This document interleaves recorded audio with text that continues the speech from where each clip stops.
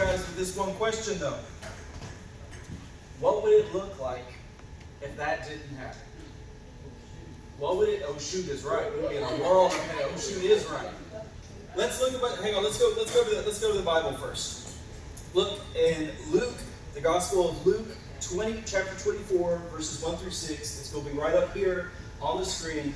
What happened is this is right after Jesus had been crucified. They buried him in the tomb, and now there's some of his faithful disciples going out to go see him right now. This is what it says in verse 1. On the first day of the week, very early in the what? Morning. Very early in the morning, the women took the spices they had prepared and went to the tomb. They found that the stone rolled away from the tomb, but when they entered, they did not find the body of the Lord Jesus. While they were wondering about this, suddenly two men in clothes that gleamed like lightning stood beside them. What's happening here? They went in there, Jesus is not in the tomb, and these two people have come in. What these two men are, they're angels. They're angels from heaven, and look at what they're telling these women. In their fright, right here, guys. Give me 10 minutes. I'm not going to be long tonight. In their fright, the women bowed down with their faces to the ground, but the men said to them, "Why do you look for the living among the dead? He is not here. He has," what? Y'all follow along. He is not here. He has risen. Scripture's clear on this. Jesus was dead for 3 days, and then he was raised to life again by his God the Father. He has risen. But here's the question we're posing tonight. You guys already heard this. What if Jesus stayed dead and never had a comeback? What if Jesus stayed dead and never had a comeback? There's a few obvious things that'd be true. Jesus would have been made a liar because he told everyone, "Hey, I'm going to die, but I'm going to be risen again." He spoke in parables and fancy stories. He prophesied about his own death and resurrection.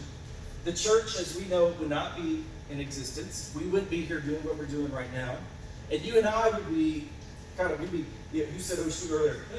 We'd be right there because we wouldn't have God to get us through everything that we go through each and every single day in our life. You know those curveballs that life throws at us? We would have no hope because Jesus didn't make the comeback. We wouldn't be able to place our faith, our trust, everything that we have in Him. This one act would ruin everything we know today of being part of the local church. This is how important that this comeback was. Yes, it saved us from an eternity from hell. Yes, it gave us an eternity back with God. But that wasn't just it. It saved us here on this earth as well, because in John it says, "I came to give life and to give life abundantly." So you don't have to live a boring, mundane life waiting until you die and go to heaven and spend eternity with me. I'm right here with you on this earth right now to give you an abundant life, to give you a power-filled life. To help us live a radical life compared to what the world says. Here's the thing. If Jesus didn't come back, then we wouldn't be able to either. When we get knocked back down, we wouldn't be able to get back up. Or we wouldn't be able to come back near as strong as what we'd be able to on our own.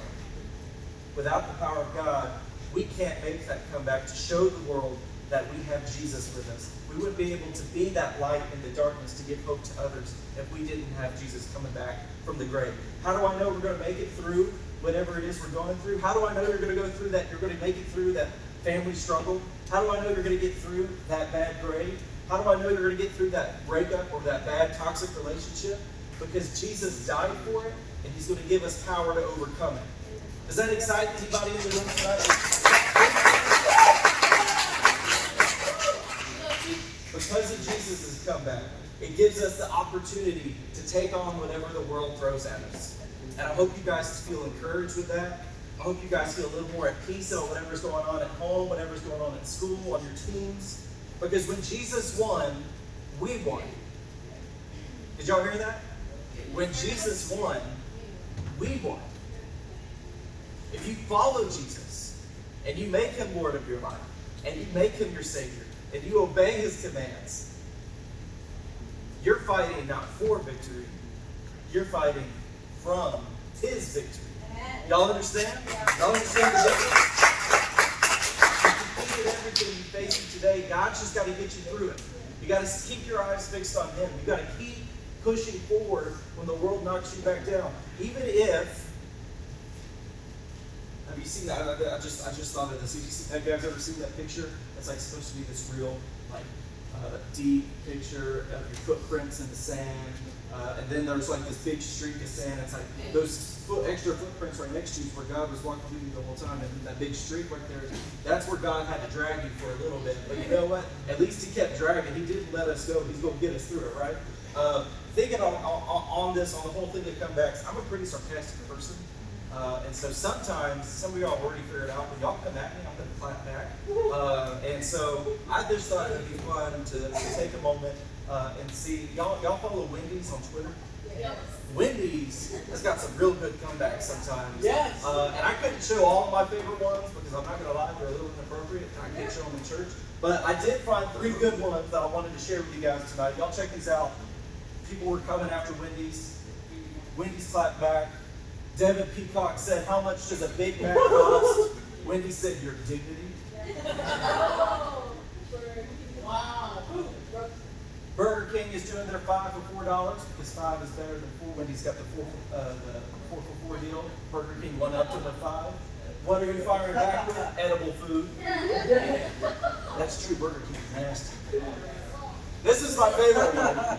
Luis Sanchez just went up to Wendy's and said, "Roast me." And Wendy said, "Get one of your 51 followers to roast you." I was one of my, I would say that. There was one of them.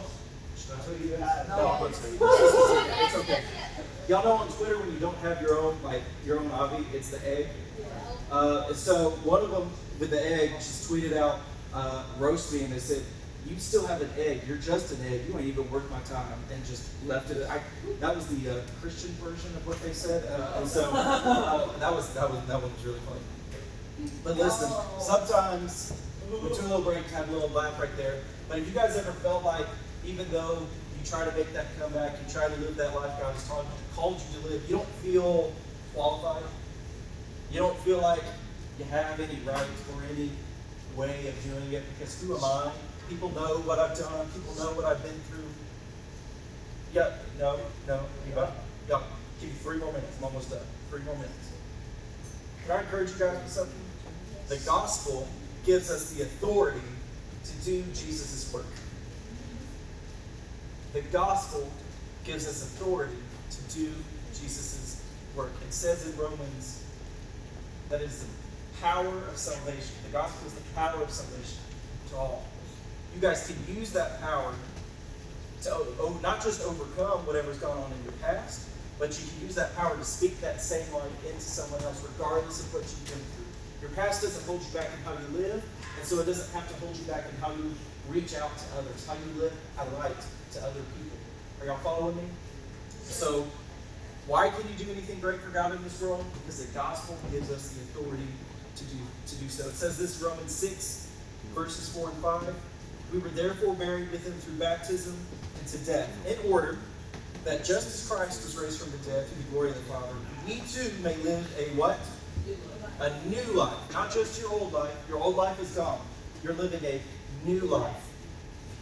For if we had been united with him in death like this, we will certainly also be united with him in a resurrection like this." The key word I want you guys to make is in verse 5 where it says united. Everybody say united. United. We are all united in Jesus because of the gospel. Whatever background you came from, whether you came from a house with both your parents or just a single parent, no matter how much money your family has, we all are united in Jesus. I remember when I first felt, when I got, y'all heard a little bit of my story. I got saved in freshman year in high school. Not too long after that, I went on a mission trip to Haiti, and I started to feel, the Lord calling me, like, hey, I think ministry, I was saying, I think, God was like, yeah, I know that it's what I'm telling you, you should listen. Ministry is what you're going to be doing with your life vocationally. And I was like, oh, okay, whatever you say, God, yeah, I got you. And so I lived counter to that every which way. I still was doing my best to live like a Christian, but I was like, oh, maybe not ministry. What I wanted to do, I wanted to be a teacher. Really like history, I really like teaching and all that stuff. And so I was going to, I ain't going to went as far. When I got to college, my degree was I did a good portion of my degree in education. and I was working towards that. And then I came down here in 2017 as an intern, and God totally flipped. He said, if you're not going to do it yourself, I'm going to make you do it. Brought me out of my comfort zone back home in Tennessee, and this place, this was a foreign land to you guys. Texas is its own little animal. I know you guys, how many of you guys have actually been outside of Texas? Oh, wow, that's a lot of you. A lot of people that I talk to, like, they don't leave Texas. Like, you're not, like, I don't know if it's like a law or something, like, you guys just don't leave. But it's a way of life. Texas is a big deal to Texans, right? The rest of us, the rest of the 49s, we're Americans. You guys here, y'all are Texans, and then you're Americans. And so, like, as I was adjusting to this new culture, God was working in me saying, you know what? I've taken you out of everything here, and I've given you this opportunity just to follow me. I was like, God, you know what I've done. You know what I've been through. You know some of my struggles, and I still have. How can I ever come and do what it is that you wanted me to do right here? How can I get up and speak to these middle and high school students? And God said, in that moment, I try not to use this very much because I'm very, very strict, very conservative when I say this, but God spoke to me in that moment, and He said, why are you so worried about yourself instead of worrying about what I saved you for? I saved you to go and be a light to other people. I saved you to draw you back to me. But your eyes are still so focused on you and who you used to be. And you're using it to hold you back. Did my sacrifice mean nothing? And I said, oh shoot. He said, God, oh shoot. All right, I guess you're right. So I say that to encourage you guys that it's not just you who are feeling that way. For those of you who do. We're united in the gospel. We're also united in our struggles. That's why we put such a big deal on coming to church, is because we want you guys to be encouraged by other believers through your struggles. You're not alone. We're a family, and we're going to go through this together. Amen? Amen. For many of you, I believe that your biggest comeback is still yet to come. For many of us in this room, we're still waiting, we're still praying, we're still expecting God, deliver me from this, get me through this. And I'll encourage you guys, if that's you tonight, God is at work even when you can't see Him. God is working in you, doing a work in you, setting you apart for a special time to reach those people, because God doesn't let anything go to waste. Whatever it is you're going through, He's going to use it to encourage you, to equip you, and to draw you closer to Him. With every head bowed and every eye closed, I know we asked the question, what would happen if Jesus didn't come back? If He stayed in that tomb? But our encouragement is this: Jesus didn't stay in the tomb. 3 days later, He was gone. He folded up the cloths that He was wrapped up in, put them up nice and neat. He walked out of that tomb. He rolled it away. That's a big boulder, guys. But He's a big God. He said, not even death could hold me back. I'm coming back, and I'm just getting started.